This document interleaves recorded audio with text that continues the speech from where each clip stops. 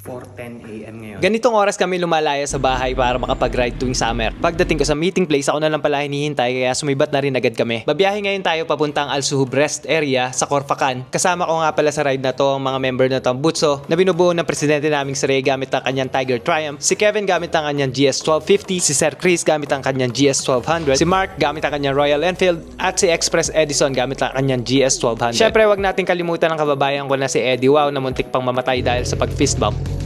Ilan saglit lang ay nasa baba na kami ng Al Suhub Rest Area. Akala nga namin may entrance pa dito pero dire-diretso lang naman kami. Medyo matarik yung paakyat ng Al Suhub area pero kayang-kaya naman ng mga motor namin. Nakikita nyo ba yung parang UFO na yan? Diyan tayo kakain.